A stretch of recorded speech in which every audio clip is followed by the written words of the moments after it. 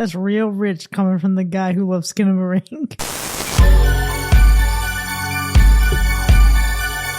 Greetings and salutations, and welcome to Hacker Slash. If you're joining us again, welcome back. Have you been here long? If this is your first time listening, welcome to the party. We are a horror movie review podcast dedicated to telling you whether a movie is a hack, a total joke, a waste of time, or a slash. Totally killer, pun intended. We believe horror is for everyone, and as such, we're rating these movies with the perspective we've gained from our varying walks of life and the flavors of fear we fancy most. My name is Chris. I'm your friendly neighborhood slasher enthusiast. This week I'm joined by the Superfly Space Guy Mac. Was that a scream? The classic horror connoisseur Sean. I think I made it worse. And the paranormal paramour, Binks. It's suffering just like you are. This week we're back in theaters to check out a new take on a haunted house film. And if you support the show, you'll also get to hear our B-side at the end of this episode where we talk about all the ways we would get our spooky on and haunt a house. This week's film is a bold experiment set entirely within the walls of a suburban home. The production was a study in efficiency. It was shot in just 3 weeks with fewer than 100 cuts in the entire film, no close-ups, and single continuous takes for nearly every scene. The film premiered at the 2024 Sundance Film Festival, where its story left some audiences walking out because of the film's stress. And that stress manifests in a story following a family who, after moving into their new suburban home, begins to suspect they're not alone. This week, we're talking about Presence. What were y'all expecting going into this? Straight up Paranormal Activity. That's what I thought we were getting. And I was not a fan of Paranormal Activity. I was like, this is going to be so cheese. Yeah, I could see that. I really had no strong expectations going into this one. I got to be honest. I hadn't even heard much about this one, if anything at all, before watching this movie. And I think based on the 1 or 2 sentence synopsis that I read, we obviously know it's some kind of haunted house type horror flick. So is this going to be your run-of-the-mill haunted house movie? Is it going to be that Paranormal Activity type thing, right? Are we going to do something different? I don't really need anyone to really reinvent the wheel here, but I do love a good haunting or ghost story. We'll see. I just didn't know what to expect. Yeah, I vaguely remember the marketing of this film depicting it as an extremely scary film, but what actually really hooked me and got me interested was the fact that it was a Steven Soderbergh film. You probably recognize his name, or you would know his work for sure because he did Ocean's 11, 12, 13, Aaron Brockovich, Magic Mike, weirdly enough. Okay. The guy's done a lot of things. I gotta just tap in right here because I fucking looked at this guy's filmography and none of those films feel like the others. Which is his thing. He loves to experiment. So the next film I was going to say, because we are a horror podcast, obviously, is Unsane, which was super famous at the time because it was entirely filmed on an iPhone. So that one was really popular at its time. I really loved that film in particular, but his entire filmography is exactly that. It's very different, one after the other. He loves to experiment. So I figured this film under his helm was going to be that. It was going to be experimental. He's only done Unsane as far as horror goes. This is his second horror film, right? So the fact that it's a POV from this presence felt very him. It felt very interesting. Again, experimental. And I was interested to see how it was going to be scary, though, because that's how they market it as. Something extremely frightening. But it was giving a little bit of Skinamarink. It was giving a little Skinamarink in that marketing, so I went into this already a little hesitant, like, you're not going to get me. You're not going to trick me again. Over here in Skinamarink. We do. Yeah, I didn't know shit about this movie except for 2 things. 1, it's POV of a ghost, and 2, Lucy Liu. So, I went in mostly blind, and I'm totally okay with that.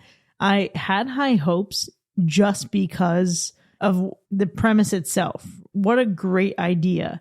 I know I fucking bashed In a Violent Nature last year, and that's POV of a slasher. I had my hopes up for that. But in this one, the idea of the camera moving around an entire house, a haunted house from the ghost perspective. I know we've gotten plenty of these haunted house movies in the past, but this one actually excited me, and I was really excited to go see it. And let me tell you, though, while I was watching this, it was such a mixed bag. Because on the one hand, what a great movie. On the other hand, not a great horror movie. this has family drama written all over it. And that's not a bad thing for the movie. But I do think my experience suffered because I went in expecting a more haunted film. And instead, it almost feels like you're a voyeur into this family's struggle and strife, which is cool, but it was almost like a mixture of a sense of underwhelm, which I didn't feel was fair to it because holy shit, this movie looks really good. I love the sound design in this movie, but you know, I also was struck by the feeling of like, why does this feel like an older version of Casper? Like an older, more serious version of the film Casper. Yeah. I think like the horror feeling, you're right. Like I don't feel a lot of horror with this movie. I do feel like it could be a completely different type of movie. But to me, aside from all that, because I'm sure we're going to talk about that and that feeling that we got in the spoiler zone. But man, for me, this movie really felt long as fuck. For $120, this movie felt like it was dragging on and on. Aside from that, I also felt like I was watching a virtual fucking Zillow walkthrough or an open house or some shit on Instagram for one of those real estate agents' accounts or some shit. So there's that. But yeah, long as fuck. It does remind me of when people started using their phones for VR and they would be like, oh, I'm on a mountainside, and somebody just like moving the camera, and you know, it's not current VR. It was kind of like, oh, that's neat. It's not the future, but it's neat. I don't know. I was caught off guard though, because when I first saw the camera work in the field of view, and you know, it feels weird, and I'm thrown off, and I'm like, I'm going to get sick. This is not going to be fun at all. But holy crap, this movie shocked me with how it pulls you in. I think the story is the most interesting part. The acting really draws you in. And I think you can forget that you're watching a horror movie real easily and not care about that. The whole ghost thing is wholly unimportant for almost the entire film because everything else on screen is more interesting, to where they have this shtick where we're seeing it from the ghost point of view. But honestly, who cares? I'm enthralled by what's going on. The tension they build, especially during some key moments, really can get your heart rate going. And it's almost a level of discomfort than fear. So it definitely feels closer to a thriller than it does a horror movie, but it's still effective as a thriller in pulling in the audience. You know, what's really interesting to me is there are moments where I felt like this ghost must have been thinking, ooh, do I just need to let y'all have the room for a sec? It's getting a little uncomfy. Man. It's so interesting what you say, because this movie feels more like a stage play than it does a movie, which is not a bad thing, but that's what it felt like for me. Like this camera is us, the audience, and we're just moving through different sets and we're seeing all of these things unfold. And it felt like that because of the way that the film is acted. These actors had to interact with each other and just let the scene play out. But because we're using all these continuous takes, it almost feels like we linger in some moments where we wouldn't naturally linger in interactions with people. There's a couple moments that I can think of in particular where I felt that. And again, that's not to discredit the movie. It's just, holy shit, what a different experience this was watching this film. But I will say there were moments where I felt like the acting was not consistent through all of the players. I loved the father, loved Chloe, loved Lucy Liu. The brother was a little like, for me in some moments. Not all of it, but in some moments I was like, what are we doing here? Yeah, I would agree. I think that going back to a little bit to what you were saying earlier in terms of that voyeuristic approach, I think that the film is super effective in making you feel like you shouldn't be in the room, just like the ghost shouldn't be in the room. And there are moments where you can see that they feel that, and they being us, it's like a weird thing, right? But there are others where you feel like you really want to know, you want to listen, you want to be attentive because you care about some characters, maybe more than others. And that's the unfortunate part, where you don't get too much screen time with a couple key family members that you probably want to, and more with others that you obviously are going to favor. And that really is reflective of how incredible some of these performances are. Chloe, the actress that plays Chloe, and Chris, I think his name's Chris Sullivan. He's from This Is Us. I haven't seen the show, but I've heard it's fantastic. Fantastic actors. Performances, crazy, crazy, crazy good. But I feel like throughout the film, I was not anticipating for it to be so melancholic. I felt very sad. And I think it's because I went into this film thinking that it was going to be a horror and a good time and something to de-stress. And instead, what I was met with was a film that is paralleling something that I'm going through in my life personally. So that was quite a time. But to your point, Mac, I think that you get so invested in the story that you can kind of disassociate just enough. There are moments of dialogue where you can really feel and relate, and it gets real dark real fast. There are others where I'm just curious and I just want to know what the hell's going on. I felt defensive of certain characters. I wanted to really jump through the screen and do something, which was cool. And I think that was the whole point. But that's where I feel like the film itself needed to be a film and not a screenplay and not a book, because you can't really give this perspective of this presence in the same way that you could if it was on screen. I can see what you're saying about, like, there are moments where you can peek a little bit more into a private conversation and time where it would be effective in a play, but that what really drives it home is what this presence is, that I can't wait for us to kind of dive into more in the spoiler zone. But this is exactly why the disappointment of this film is that a lot of people are going to go into it thinking that they're going to get scared, thinking that they're going to be terrified and that there's going to be jump scares, and maybe even misunderstand what this presence is entirely. So I feel like what sucks is that people are going to go into it expecting one thing and they're going to come out getting something else and really just hate the movie as a result, And that you can't control that, but it's unfortunate. I think that there could have been a much better way to market this film. And one thing in particular that I do want to highlight, I think is important. And I say this because I'm someone that's very susceptible with certain themes in films. So I do want to provide a little bit of a trigger warning for this film, that there is references to sexual abuse and sexual assault, attempts at sexual assault, drug abuse as well. So I want to give that highlight because that's the other part to this. If you're thinking that this is going to be a fun little scary time, no, this is actually like a very tragic drama that's going to really sink its teeth in those themes in particular. Yeah.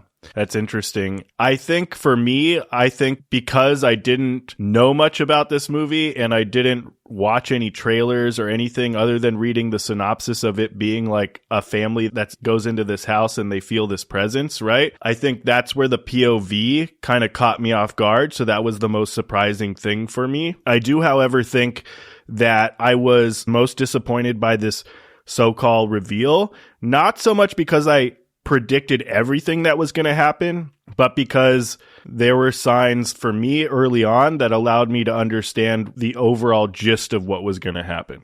Yeah, I think that's pretty reasonable. I think there's a lot that I grabbed onto when I made it through the film. I think there's some stuff that was kind of blocking me truly diving deep into it at first when I was watching it. One is it's kind of boring, and so it's kind of slow, and typically I kind of like that. Somehow, I think, Sean, you might have mentioned it earlier, but, like an hour, 20 hour, 25, that's like a perfect runtime. But somehow this movie still felt like it just took so long. So that was one thing. It just kind of wears on you a little bit, depending on how you're feeling that day.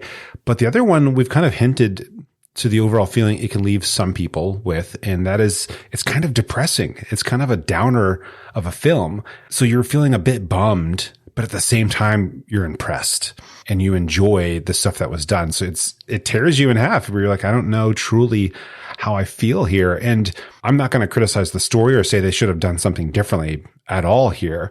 It hits you in some feels, I think. And so you leave this movie. If you can imagine this point of view for an hour and 20, hour and 25, as a non-participant, where it does give you that feeling of being dissociated. It gives you that feeling of being alone, but not alone simultaneously. It's kind of the nature of the beast here. And so, yeah, you have to weigh that out with all the great stuff that does happen technically and story-wise. Not the in a paranormal nature.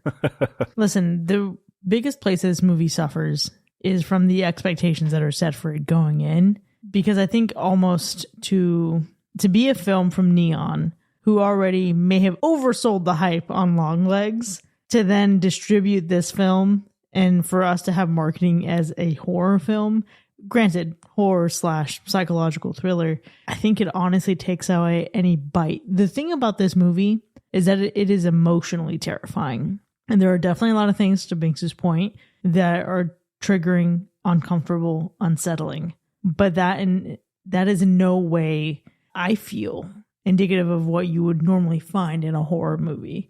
Horror often offers a level of either like brutal reality that's like almost an exaggeration on what you'd experience in real life. And then there are other tokens of it that is just escapism. But this is really just looking in on the everyday horrors of someone's life. And that's like, it's a dangerous game to play, right? To put this in a film and market it as a horror film, and then this is what people go in and see. I just wish better expectations would be set. I think A, the movie's going to suffer from it financially, but then B, I think a lot of people who would love this movie are not going to go see it in theaters because it's cast or they think it's a horror movie. Absolutely. And I am online pioneering and hoping that it changes people's perspective, because that's exactly what I'm afraid of as well. The only thing that is horror about this is that it is a ghost's POV, or a presence's POV, rather. Maybe a win for the paranormal community, but not in the way that you even think. And so, yeah, the fright here is the everyday trauma that a lot of people have unfortunately been subjected to. I mean, yeah, for a haunted house movie, this had very little in terms of fright, right? Like, we just didn't get really any scares. There's like one moment in this whole movie that I think could scare anybody, right? And I'm sure we'll talk about that later on as well. But yeah, it just didn't have any kind of, like, it's not what you're expecting, right? When you're expecting a presence in a house, to what you're all saying, we're expecting to see some really supernatural, paranormal, spooky shit happening around this house, fucking with this family. And it's really not that. And it feels like, I think, Chris, you said it, probably more of like a thriller than anything, maybe a thriller drama, right? I think this is even, I would relate it maybe to Stir of Echoes, but even Stir of Echoes, I think, was a little scarier than this movie. So I don't know. It's very interesting. It is. It's not scary. It is good at having really tense moments and really uncomfortable moments. And that, I think, lands it more in the thriller territory for sure, because it doesn't have scary moments. It doesn't have a slam. It doesn't have a jump scare. It doesn't have something that occurs on screen that makes you think, oh my gosh, really quickly. Oh, I can't believe I watched that. Or I hope that never happens to me in real life.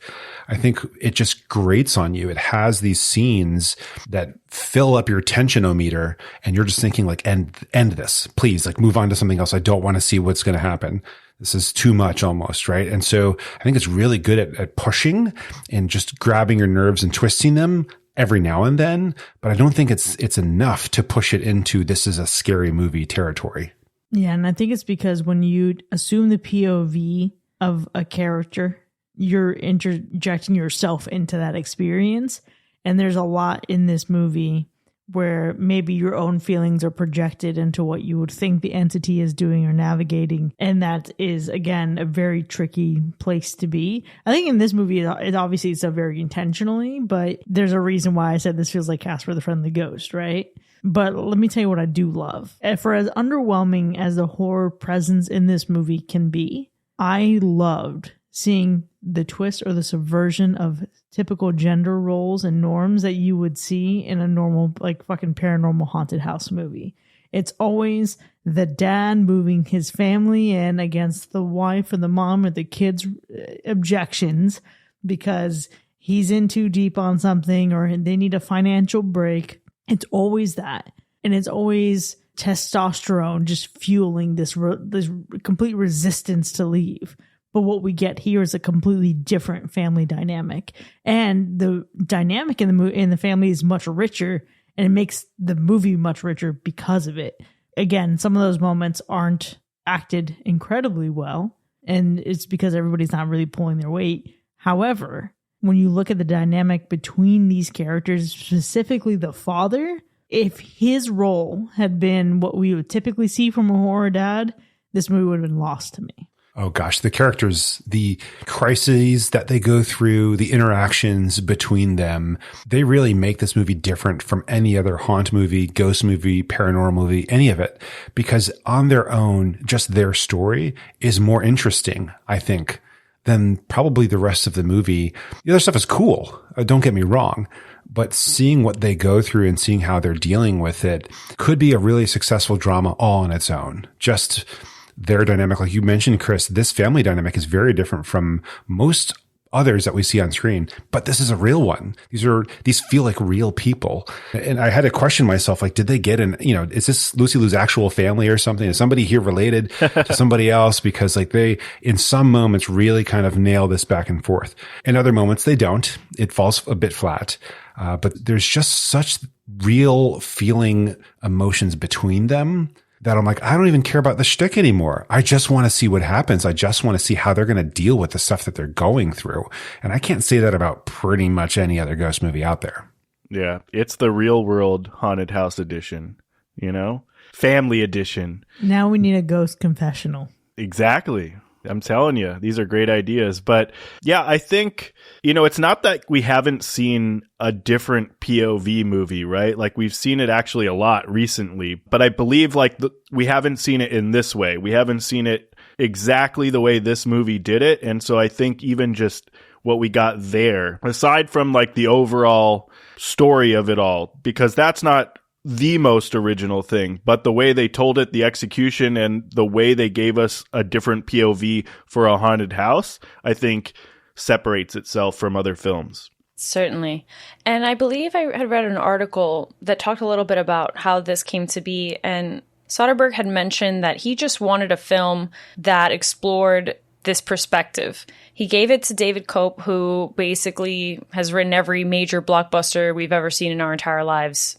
I'm trying to think right now. Jurassic Park, I think, is one. Mission Impossible. Spider-Man. Can't forget that legendary film.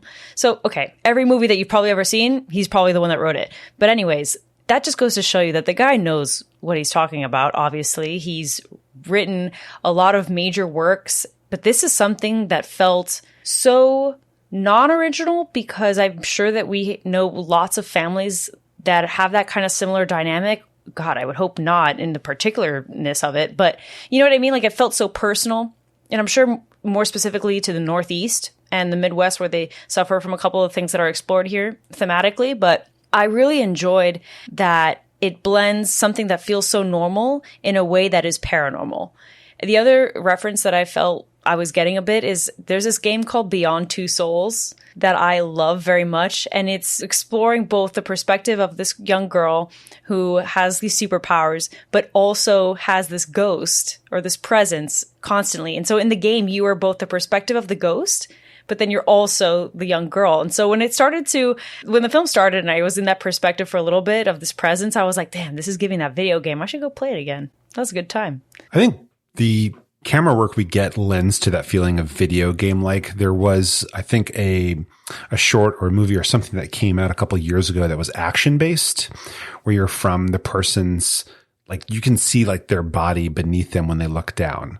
And so it's from their actual perspective. And it was like really cool to see. It was super actiony, guns running, all sorts of cool stuff, but it gives you that kind of surreal video game energy here. But I think this movie is successful in going further than that and playing to your emotion. And this ending is no exception. And I don't want to say like there's there's a crazy twist or there's a reveal or anything like that. I think that's the idea of that's kind of boring and unimportant. I think what's amazing here is the build of tension throughout and then subtle little drawbacks. And then here it's like this massive spike at the end to like the last second. And so it's just this tension is building to the point where you're like getting a little itchy in your own skin. And then it's like, all right, and now you've earned the finish. And I think the ending was really impactful. I think it was really effective. It was definitely part of what makes this a bummer, obviously, but it all worked out. And I think that it really works because it ties back moments of dialogue that you may miss, though. So if you caught it, it's incredible. And I think it was you, Sean, that said that you probably figured out the ending pretty early on. I personally did not see it coming because I think we're so stuck in the moment and watching this family unravel that I couldn't even imagine how this was going to finish or how they were going to tie it all together, what this would even look like. And there was that particular scene that I'm thinking of where there is that callback. It almost missed me. I actually, afterwards, I took a moment to think about like, wait a minute, was that really what I thought it was? And when it really sinks in, yeah, it's a major bummer, but it really just sticks that landing of wrapping up not only the theme of the film and this sense of grief, but also trauma and also family dynamics and how complex that is. You know, there's so many different relationships that are explored, both from like a daughter to her dad and then the father and the, like, it's so intricate and it's so personal that I thought like, wow, that's a ending that'll really stick with you. Yeah, I have so much to say about this ending, but I'm going to save just about all of it for the spoiler zone because I have complex feelings to unpack. What I will say is, as a drama, I loved it. As a horror movie, I wanted so much more, and I was disappointed. Yeah, I feel you. It's going to be interesting to break this down in the spoiler zone. You kind of have to wait, in my opinion, to the second half to really talk about the ending of this film, because that's pretty much the bulk of what this film is going to give you. Because, Mac, you talk about it spiking big at the end. Yeah, the end was the most entertaining part of this entire film. I feel like the first 2 acts of the movie, yeah, there's some moments that build a little bit of tension. It's a slow burn. I get it. But man, it felt slow. And in a lot of parts for me, it felt boring as hell. And we finally got into the third act of the movie, into the ending. And I feel like this movie finally started to pick up. So needless to say, the ending was probably the best part of this entire movie. Although I did find it predictable, I didn't have all of my ducks in the row, so I will give it that. Well, I can't wait to see how all of this discourse translates to a rating. But before we actually score this film, Sean, how would you describe the gore score? You know, I know we're not really expecting a ton of gore in a haunted house movie. We're just not. But we don't even get any gore when we find out what happens to some of the people that die in this movie. So the gore score is as ghostly as the presence in this movie. It's a goreless gore score. It's earning a non-existent gore score. Just because you can't see it doesn't mean it isn't there. In gore, yes, it does. And what about the animal report? Similarly, and shockingly, there's not a single presence of an animal in this film, so we are safe. Well, let's go ahead and get into our ratings then. Presents now hitting its theatrical run in 2025. Was it a hack or a slash? I'll jump in and get things started because I only have a couple of things that I really want to highlight about this film. It caught me off guard. You know, it was not what I thought it was going to be. I don't really love things from first-person perspective when it comes to films. I love doing that in video games, but when it comes to films, oftentimes it'll make me dizzy. And this movie used that perspective, moving through a house, at one point, the entire house in the dark. And I was like, this is my worst nightmare because in the dark, can't see. I have no balance. It's miserable. Please don't make the entire movie like this. And then it was like, no. Just giving you a taste. And the rest of the film focused on these characters. And I really got sucked into it. I really started to identify with this family. Not that I could personally say that I've experienced what they've experienced, but I just found them to be real human beings that you can empathize with. And in some moments, sure, they're poorly acted and it's cheesy. There's a moment when a character is peering through a doorway at another character and it's just like, this is bad. Somebody's yell cut and redo that because it just did not work at all. But I think overall, they showed us what they could do from this perspective a few times. And that was fun, but then they didn't overuse it the rest of the time.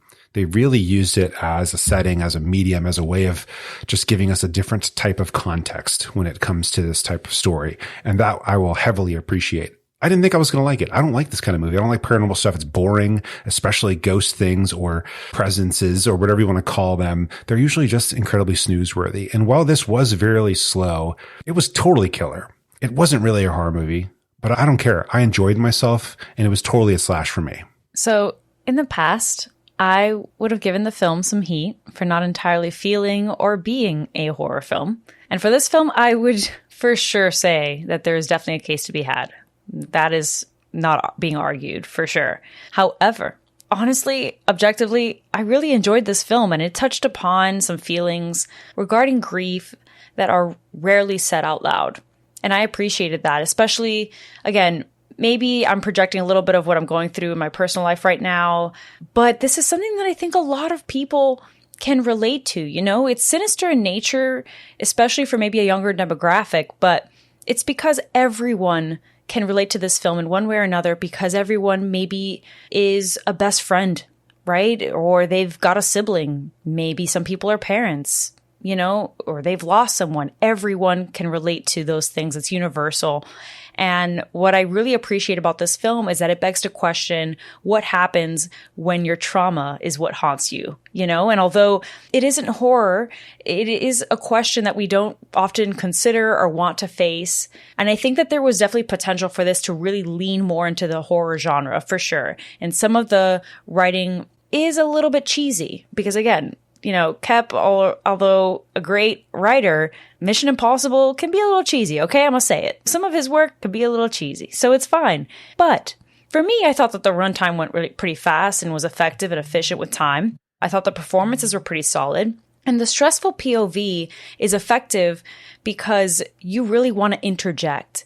And so, although it may not scare you in the way that you anticipated, I think it's still worth a watch for sure. So I'm going to be giving it a slash. Oh boy. Well, I think potential is probably the key word there, because I really think that this movie Presence had all the potential to be an intriguing supernatural thriller of a horror movie. Honestly, I think the premise, once I understood it, promised to be a pretty haunting exploration of grief mixed with psychological tension. But the execution for me, I feel like, unfortunately, fell flat. I think this movie moves at an excruciatingly slow pace, making an hour and 20 minutes feel like a fucking eternity. I feel like the characters, while some of it was acted right, I wasn't bought into the relationships. I think the characters to some extent were underdeveloped. I think the scares were non-existent. I think the tension barely flickered like the flame of a fucking candle about to go out. So sure, the final act picked up the pace and tried to salvage what it could, but by then I had already lost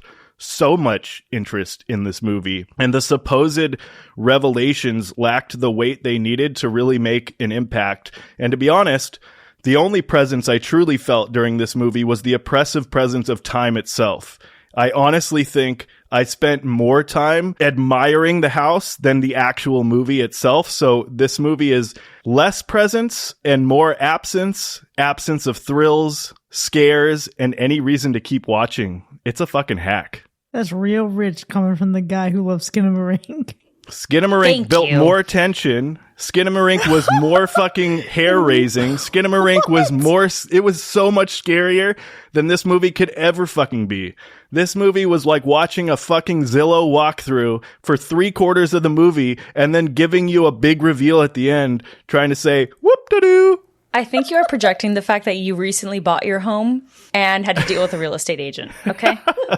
Maybe. Hey, it's okay that he's scared by pictures of gray walls with a noise filter added. Okay, that's okay that that's scary. Listen, okay, Sean, all jokes aside, I can agree that there's a lot in this film I find underwhelming. This is a great drama, but I'm not going into a fucking haunted house movie for the drama. I do feel, quite honestly, like I was hoodwinked, bamboozled. I was scammed, robbed, duped, swindled, betrayed, deceived. I was lied to. And genre aside, once you put all that over to the left, there were things that I absolutely think demanded better execution. But then I struggle because there is a lot to be admired here. And I'm looking forward to not only the potential of what I think this movie can feel like, giving it a fresh rewatch, now understanding what it is, but also the potential of what can come after this movie. I really wrestled with this because the biggest thing I felt immediately leaving the theater was, oh, I wish that had been different. And it's not that even it deserves to be different. I think it deserved to be marketed for what it is, because the reality is that my experience is completely colored by the very little expectation I had going into it. And so I really struggle here, honestly. I'm at a 49.9 and a 50.1 when it comes to this movie. And today, I think as I sit back and I think about the things that I loved about this movie, but all the things that drove me batshit crazy, I think I'm at 15.1% hack. Thank you. And I didn't do it for you. I did it for me. I know, but you're welcome. Thank you. And with that, Presence from 2024, now running in 2025, has earned 2 hacks and 2 slashes. Now, we clearly have so much to say about this when we return from our break, and if you've already seen this movie before, please let us know what you would rate it. You can do that by joining the conversation for free in our Discord server. But if you haven't seen it yet, you can follow the link in our show notes to see where you can catch it right now if you're listening to this post its theatrical run.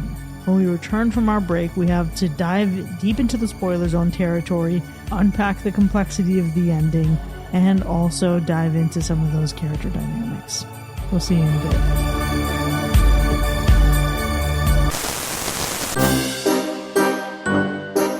This episode of Hacker Slash is proudly sponsored by Presensure, the paranormal home security system. Tired of worrying about break-ins, mysterious spirits, or that pesky demonic presence lurking in your hallway? With Presensure, you'll never be alone or unprotected, because with Presensure, you're not just getting home protection, you're getting supernatural supervision. Here's how it works.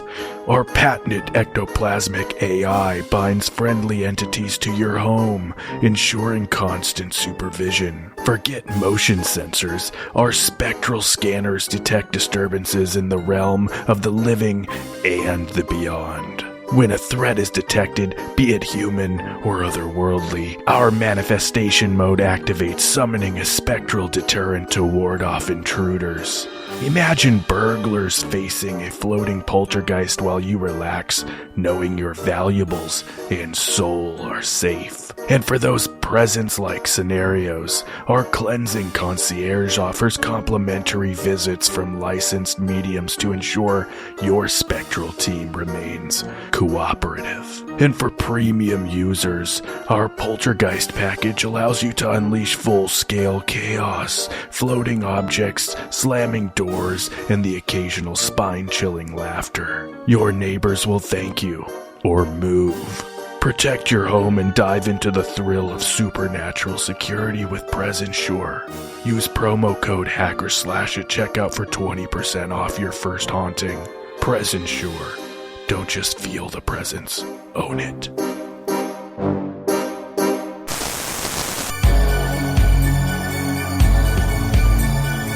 Welcome back, folks. You're now entering the spoiler zone for Presence, which has earned 2 hacks and 2 slashes. Now we have a lot to unpack here, but before we get into the specifics of our ratings, Sean, let's go through, I guess you could call them kills. Yeah, I mean, this movie is not the movie to watch if you're looking for thrills and kills, but we do get a total of 4 kills in this movie. 2 of them we don't even see on screen, we only hear about them, and the other 2 happen at the exact same fucking time. So I don't think it would be fair to really ask what your favorite kill is. I don't know. We'll see. I guess we can talk about the impacts that they have. But, listen, you know, fuck Ryan. Ryan there we had go. to go. No, well, Exactly. it's an obvious one that Ryan is going to be, because everyone wanted to see him die. He was a fucking douchebag. his Nick Carter, Devon Sawa looking ass, who's fucking late. No, fuck Ryan. My notes specifically say fuck Ryan. Yeah, but that's 20th degree. But that's what I'm saying. Everyone, we know what we're going to talk about. You know, it's not like, ooh, what was your favorite kill? And we all have different Right. ones. We all fucking know. Okay, death of the marriage is always a good one to have. That's always an honorary death and kill. And this is a big one. I'll tell you that much. No. Because at this rate, also, the sad part about it is the death of Tyler is what brings them together? Question mark? They're not really together even, you know? Barely. Yeah.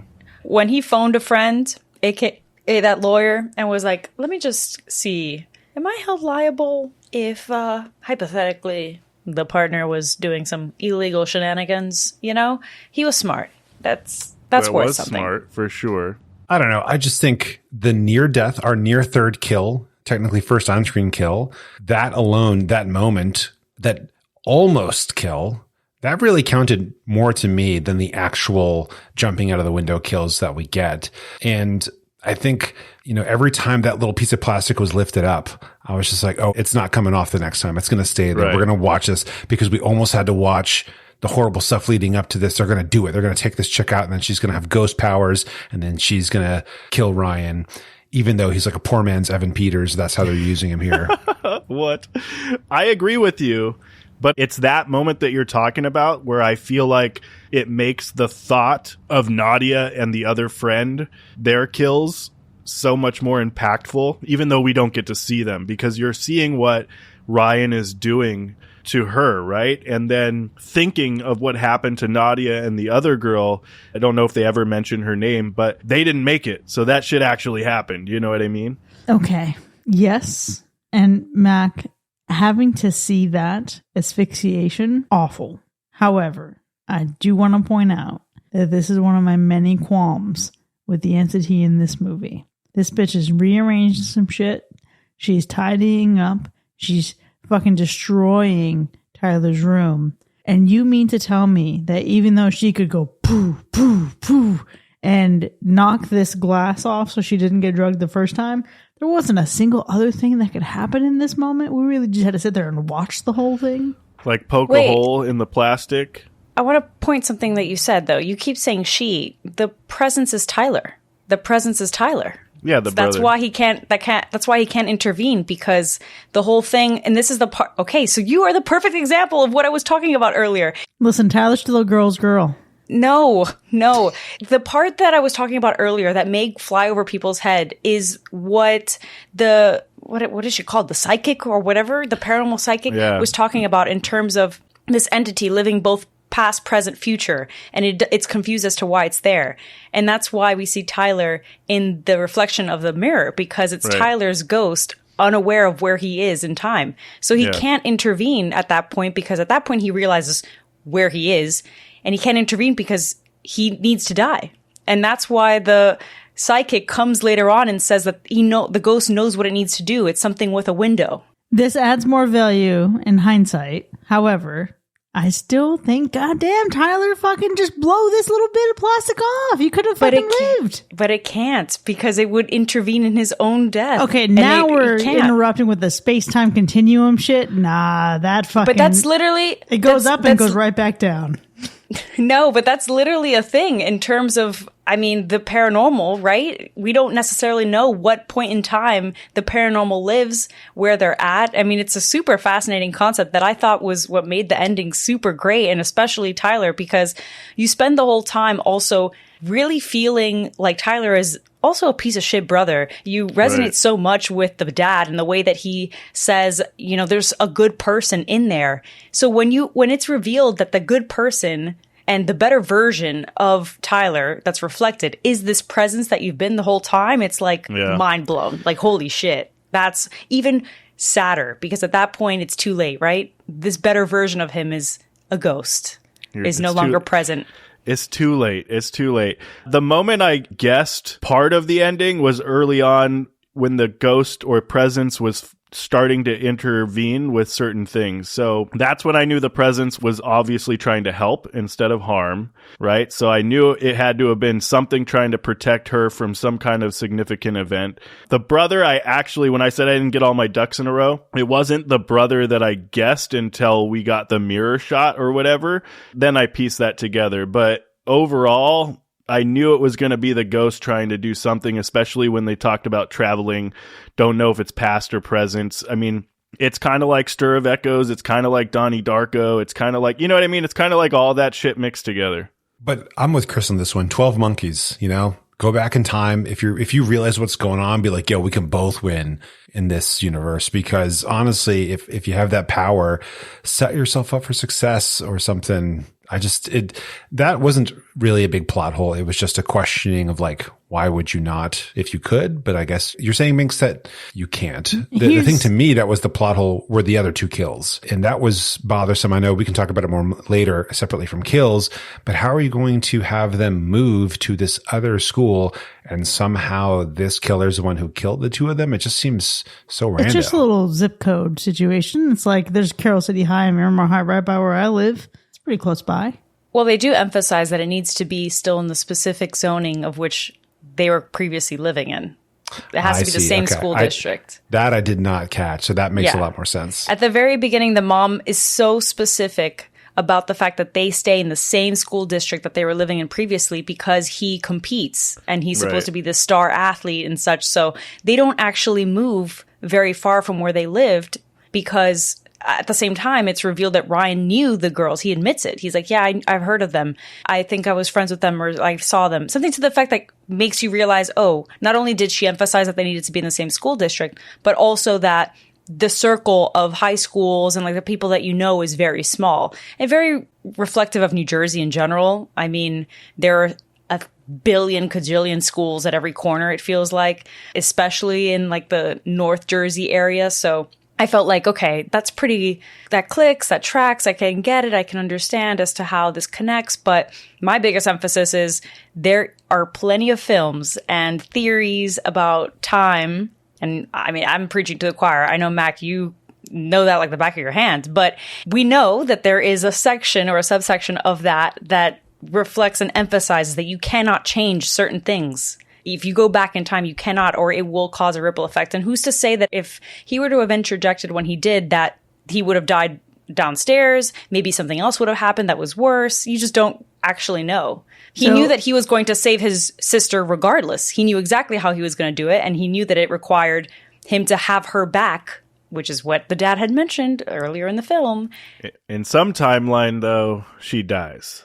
Okay, so and that's what you want. Here. You want her to die. In some timeline, she has to die, otherwise he wouldn't be coming back to save her. You know what I mean? So, well, he didn't. His intention originally was not to save her, because again, it goes back to what the psychic was saying. He was confused. The presence is confused as to why they're there. Yeah, he was like put there. It was put there. Right. Somehow, whatever force brought him to this moment. Yeah, I get it. A couple things. So one, when we talk about the district thing, I remember catching the conversation about the district, but to me, it felt more like they're trying to upgrade the school that they go to within the district. That's what it felt like for me, at least. And it felt like he was trying to fucking fit in with Ryan.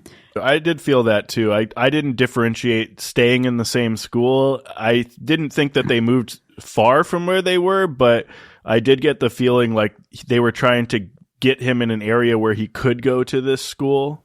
But because she says that it's going to be easy for him to win. Right. Gotcha. Because he had been winning. Yeah. She's something else. Yeah. We'll get more into her in a bit, but she's a planner. So the other thing here, though, the emotional element of this, of the presence being Tyler, makes it feel a little more wholesome, but also now I'm just fucking mad about it. Now I feel like my hack is like even more solidified, because I would have, I think, preferred it to be one of her two dead friends. Because if we had to go back with the space time and all this shit of like, oh, I can intervene, but I can make sure that I can intervene and kill myself to save her. Like, I get it emotionally, but fuck, man, no. Like, I would have, like, to Mac's point, like, oh, we can both win. I would have loved to have seen that. And it was just this inconsistency of, we have the entity doing all kinds of shit, having a very physical effect on the world around him. And then in this moment, the only thing that he can do is wake himself up. That, for me, feels even worse now, knowing it's Tyler. Well, two things. One, I think that it would have removed a bit more of this tragedy, drama, familial drama, if it had been a friend that we don't even know, that we haven't even met. It's way more effective and way sadder as far as a film exploring grief when it's the son, especially when we see how it affects the mom. Because throughout the whole film, we're really emphasizing the relationship between the daughter and the father. But the other two characters are people that we kind of hate, like they're assholes, they're very conniving, they're so far removed from us that's the opportunity for us to see grief from her perspective and for her to then be able to relate to her daughter in a way that we haven't seen throughout the film. And then secondly, I guess that's what I was saying earlier about that whole scene with the psychic, or whatever we want to call her, talking about these entities being lost in time. Like, if you aren't actually paying attention, or you don't take it as seriously because you just think like, oh, she's just blabbering about whatever, then you will completely not understand that ending at all, because she lays it out as simple as can be. It is someone that is going back in time. And then at that point, it's like, well, if you had thought it was Nadia, then that doesn't connect with what the psychic is saying. She's not going back in time or present or anything. She's just there. And why would she just be at that house already as the family's moved in? She wouldn't even know that house exists. How would she have even known to be there? You know what I mean?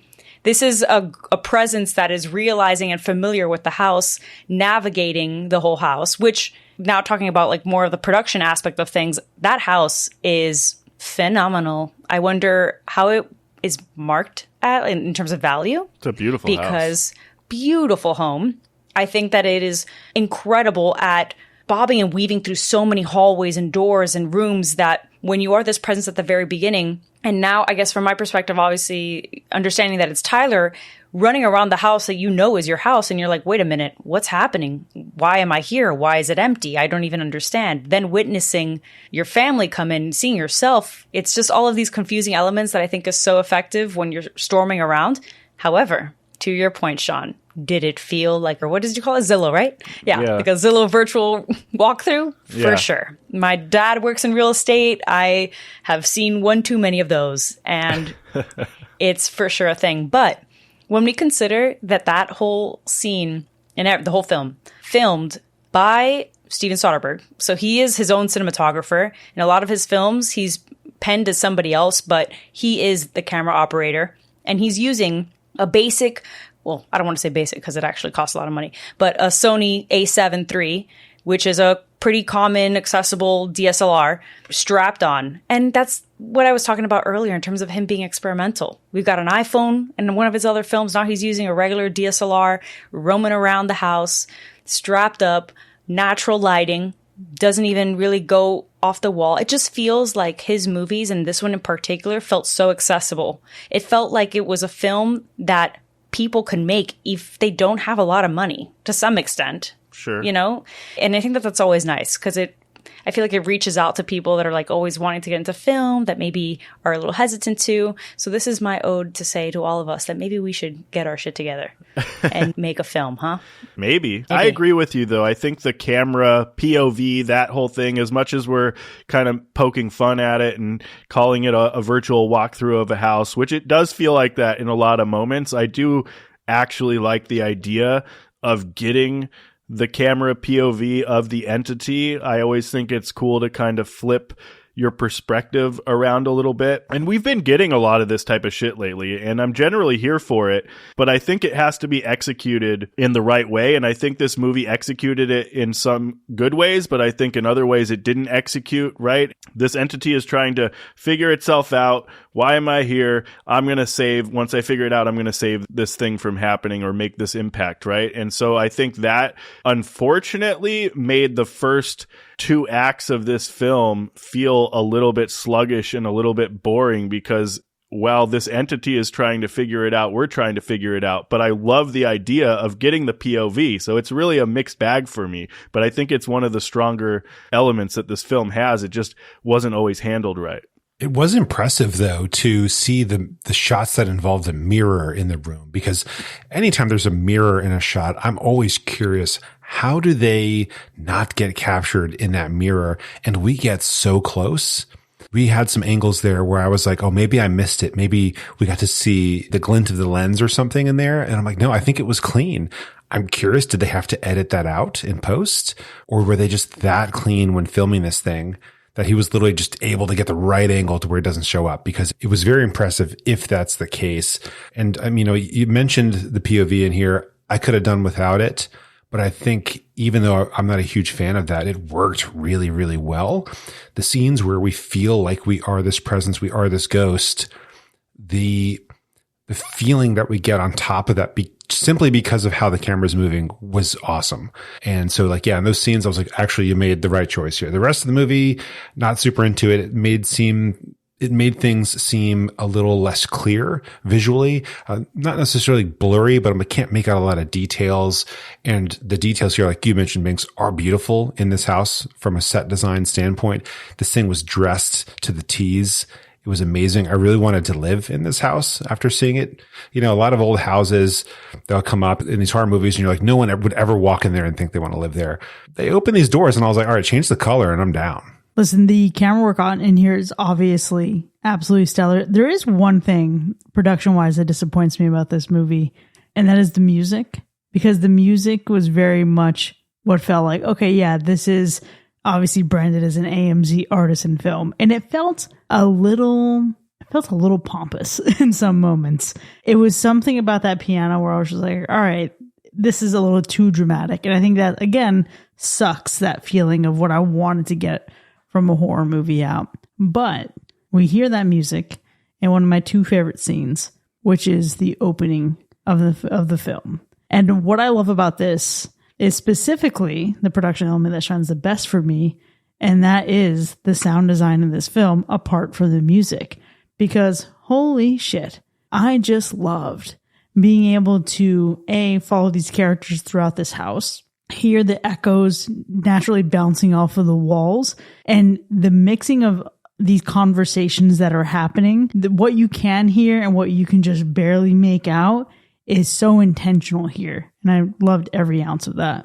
Yeah, I think for me, it's really the only, I don't know, scary part of the film, and it's at the very end, right? And I think that is probably one of the better scenes in the whole movie. When we get to the very end, everything's already gone down, and it's the aftermath of everything. And the mom looks into the mirror and sees the reflection of her son and freaks out. But the way that they revealed that, the way that the score kind of built that moment up, it was really kind of one of the only moments in the entire movie that I actually got some form of chills. Lucy Liu put her whole back into that one scene, because throughout she's not given enough time, in my opinion, to really shine in the way that she could have. But that was visceral. That scream when she's saying, "My boy, he came back to save you." It reminded me of Harry Potter and the Goblet of Fire, y'all.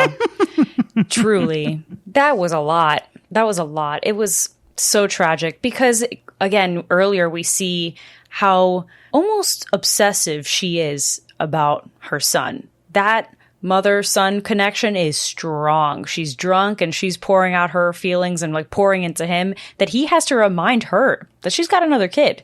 So strong you can and see, strange. Yeah, it's there a little. There was some moments. It was a little sus. It's giving a little Amityville too. It's giving sus for sure. But I gotta say, do know lots of people that have that kind of relationship with their mother. You know, it's bizarre, but it exists. And that's all I'll say about that. But I will say that scene was painful for sure. But my favorite scene was also very painful, and not to get very doom and gloom, but it is Chloe's monologue about losing someone. The way that she talks about wishing that you were in the room there with them, maybe not even to save them, but wishing that you were in the room there with them to feel the way that it feels like the world's cracking, that the mud is closing in and you're sinking into a hole. That was not something that I expected in this film, to get so poetic about a topic that is so dark and sometimes very difficult to kind of describe. Again, it's paralleling a lot of what I'm going through in my life, and I have in the past. I know we've all lost people in our lives, but it was just a way to describe that feeling to someone who, at the time, fiends that they don't know what that's like. Bastard, whatever. And I just really appreciated it. I thought that it was a great performance on her part to just almost feel numb as she's saying it too, because that's another part of losing someone in grief. You're not always sobbing hysterically like the mom, right? You are almost numb to the whole thing altogether. And I think that it really set the tone for how she's going to operate in the next couple scenes and throughout the rest of the film, as she's like processing her grief, trying to tell her family that she's experiencing something, that she senses this suffering from this presence, trying to get them to listen. They're not really listening to her. They don't believe her. They don't get it. So yeah, I thought it was a really great tone setter for the rest of the film and what it tries to explore. I got to talk about the other big dynamic here in terms of my favorite scene, and that's the father and daughter conversations that we get. Those were fantastic. This dad was really struggling to figure out what he was supposed to do. And this is someone who's kind of yielded control of everything to his wife and then obviously to his kids. These kids run all over this dad. And when he is sitting there providing the snark to his son, cursing while he's trying to tell the story, you could just feel the disappointment within him. And you could feel that he had given up on being able to really try to steer him in a different direction. I think that was the point where I was just like, oh, this dude's out. Like, there's no way in 6 months he's still going to be in this house. And it just hit so differently. And I think that scene was pretty heavy because, one, it makes you hate Tyler because he's doing something so horrible. But then 2, it just really lets you see the 4 of them together dealing with, the person that their son is. Yeah, see, that was actually my second favorite scene in this movie. Yes, that moment is filled with such this like visceral detest for him. I mean, my thoughts were exactly like, how the fuck is this guy bragging to his mom about pranking a girl? And she's maybe not okay with it, but she just looks over it anyway. It's as if you could see written and screaming, alerting in her brain, boys will be boys, and it's okay because he's my boy. I fucking hated that. But that was the good kind of hate that you get from this movie that gives you a fucking reaction. And when we finally get Chris standing up to Tyler and checking him and acknowledging, and even when Chloe's bringing up, like, how did you have the picture? When Tyler actually gets called out on his shit, I love that. But then when we finally get, the entity of their presence trashing Tyler's room, and then they all huddle outside for a family meeting, that is a moment that I feel like we don't see enough in haunted house films. Usually it's like 1 or 2 people reacting to it before the whole family's just trying to get out and at the end. Exception there being like The Conjuring. But when we have this whole family meeting and they're like, how the fuck do we go back in there? It felt very real, very relatable. That haunting is so perfect because if you're trying to figure out who this ghost is, when this happens, you're almost guaranteed to think it has to be one of her 2 friends. Right. This has got to be someone who's like, what a piece of crap guy her brother is. I'm going to go take it out on all of his stuff, which is useful later because when the reveal happens, you're like, oh, I really didn't think, but it also makes so much sense now. But wow, they caught me off guard. Well done. That was such a good choice there because you can tell now, oh, he has guilt and like he can't deal with that guilt in that moment and has to go take it out on his old stuff. And that was great. Like you mentioned, the coming together of them, because everything up until that point, like, none of that's important at that moment. If that happens in your house and you watch it happen or you see the after effect, that is the only thing you're going to talk about at that point. Yeah, for sure. On a lighter note, though, do any of you feel like there was a moment or two here where we were in an R. Kelly trapped in a closet moment? You know what I mean? Most certainly. Yeah, that's what it really felt like as we were kind of descending into the closet while some fucking shit was getting freaky in the bed, Listen, I was just waiting for some gay metaphors here. Plenty of time in the closet. Plenty of time. Long overdue to come out. It was a lot. I somehow thought you were going to bring up Julia Fox. Why did I think that? I thought she was going to be in the film way more than she was. That was another missed opportunity. Okay, I love that queen. She was hilarious. Even in a little bit. In the frantic real estate agentness of her, we needed more. I do want to go back to the sus relationship between the mom and the son, though, because he definitely seems like he broke both arms at some point in his life. It's an internet reference. Oh, no. Sorry for those who don't understand. Don't look it up. Gross. Yeah, but that's what we were in that moment. I was like, this is about to cross a line. I don't know what's happening, but I can tell this is very uncomfortable as a viewer. And even the kid is like, this feels wrong. Yeah, so that was weird. It was wrong. It was a little bit heavy. It was a little bit too much. There was petting. There was petting for sure. It was definitely weird. There's so much that I wish I could say, but this is an episode that will live on the internet for the rest of time, so I will not. But I will take this time to elaborate a little bit more on Rebecca, famed Rebecca, because she was in a laundering scheme. What was that? You see, with all the things that were going on, okay, and her shadiness and her illegal activity, that was a moment that I felt like we could have used just a few more minutes for me to understand what the fuck it was that she was doing. That's what I'm saying. Like, why make that this big point if we don't really explore it? Is it because we didn't really have much else going on? You know what I mean? See, I felt like a gossipy curiosity to understand what was happening, but I don't feel like I really needed it. I feel like this movie spent time on what it needed to spend time on and did just enough to show she's not a great person. Yeah. She is incredibly flawed.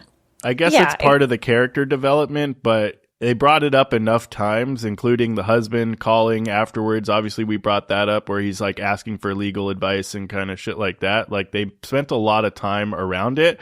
And I get that's probably like a significant event in their relationship. And that's how they're maybe depicting these characters and trying to make you feel one way or another. But I don't know. To me, it was a lot of emphasis without a lot of explanation. Yeah, my bigger question than what is her illegal activity was what kind of fucking trauma has she been through and who hurt her to make her treat her daughter like such shit? Her mom did. That was pretty obvious. She is copying her mother. That was generational trauma at its finest. At its finest. I can't even put into the best words how fucked up of a person you must be to treat your daughter who has lost her best friend and another friend of hers to what everyone else is saying is drug abuse, but she feels is a little bit more. And it's kind of painted in a way where it's so superficial, like she was an addict, whatever. That is so fucked up. This is a teenager that has passed away. 2 teenagers that have passed away. Your daughter was close friends, best friends with one of them. And it seems like it also happened very recently. I think they mentioned like a few months, maybe a year. Like, what? It's one of those situations where, I can't believe I'm going to say this, but it reminds me of It's a Wonderful Knife, where it's been a year, folks. The trauma is still very much alive and well. It festers and it grows for a long ass while. So when you're a parent and you don't even take the opportunity to feel that or take the weight, Tyler is one thing, okay? Teenage boys are abysmal. There's something else. And so fine. I can give him some credit in terms of him not having the emotional intelligence that he probably should, but you're a grown-ass woman. Please. The boys will be boys. But to her point, right, that's how she acts, is that boys will be boys. And so it's kind of like, I know that what they're painting Tyler to be like is reflective of that kind of demographic and that kind of behavior. I would expect more from a mom. So I will give it credit that they dare to provide different perspectives of these relationships, right? So you mentioned earlier, we typically see shitty dads in horror. And so I liked that we actually got a dad that gave a damn and was trying his best. It is refreshing sometimes, for sure, to see that kind of stuff. I think it's interesting also, just to touch one last bit on Tyler. I do think Tyler's character plays an interesting role as like the protagonist slash red herring slash like not the antagonist, obviously that's Ryan, but like the protagonist and the red herring throughout the entire movie, which is kind of interesting. But it is always good to see like not the usual horror tropes of like the shitty dad not believing shit and whatnot, right? And it's a different take on, you know, at first no one believes there's an entity and then they all experience it and then they're all kind of together on the fact that there is some kind of entity. But yeah, I mean, the dad really felt like, you know, Chris Sullivan or whatever. I mean, he plays almost the same character in This Is Us, I feel like. I feel like he's a very heartfelt, good guy. Does he? Okay. I gotta watch that show. He seems like such a great actor. I mean, he nailed He is a that great actor. No, he's good. Great. Yeah. He was great. Now, we've called him all kinds of names at this point in terms of what he looks like, but Ryan. Fuckboy Ryan. Worst part of the movie. Fuckboy Ryan. He really is the worst part of the movie for several reasons. One being, my boy, you talk hella fast, okay? He was saying all kinds of things in that whole monologue and speech that he was giving. He talks so fast and talks so slow and mumbles at the same fucking time. It's like, what are you doing, dude? Did you think you showed up to a fucking mumblecore movie? Absolutely. He did. He got the wrong genre. He definitely did. I was really trying to buy into the whole serial killer vibe that he was giving, but it didn't quite make sense. And here's what I will say. Chloe, I feel for you, girl. I know that you are in the trenches and you want some type of validation and affection of some kind to feel something. And I understand that. But when my man goes on a whole speech about how he's never been able to make his own choices and he wants control because of his own mommy issues, and then he says, but don't worry, you make all the choices. This is you. That's where you should throw him out the window right then and there. But she's seeing her dad. Oh, a reflection of her father. In the way that he prepared that speech, to an extent, I feel like if she had really a real strong relationship with her mom, perhaps, or I don't even know, what could we have given my queen? Because yes, a passive kind of man that reflects her father, sure, but he was giving a tone that was giving serial killer. I don't know. I didn't get serial killer from him, which is why I didn't care for his character. I understand that he's a fucking serial killer, but what I'm saying is he did not execute. his character, his performance, it gave and read more as fuckboy, who would drug your drinks and have their way with you. Still a vile, disgusting fucking human being. But for me, he just lacked the credibility, I think. And that's such a fucked up thing to say, right? He didn't seem like he could really be that thoughtful and execute well enough. Like I didn't buy him, the actor, in this role. And that's what really fucking took me out of this. Because again, for as great as Chloe's monologue was, his monologue, all of them, fucking terrible. And even with how he's trying to very insidiously reflect and really play on what she sees, obviously she's so close to her dad. And you would imagine we don't see these conversations happen, but you have to imagine she has opened up to him to some measure of her relationship with her mom and her relationship with her dad. By him saying you can make all the choices, it's your choice, it's your control, she's looking at the one person in her life who does love her unconditionally and treats her so well, and he's reflecting that back to her. It's fucked up. Yeah. I didn't really buy into him until the moment with Chloe when he's actually doing the deed. You know what I mean? Like, I feel like leading up throughout the whole movie, I did get more of that fuckboy energy. Like, he's kind of a douchebag. Something didn't sit right in some moments for sure, but I wasn't getting serial killer until he completely snapped and he was actually putting like the plastic wrap or the cellophane like over her mouth and that whole system. Yeah, I would have bought more him being a serial killer via drugging these women and they are then killed by an overdose legitimately instead of the added layer of the cellophane. It seemed too smart weird for him. It was strange. It didn't really match up too well. And I think that was an uncomfortable moment because it feels wrong because it doesn't feel like it matches the characters that we've been shown up until then.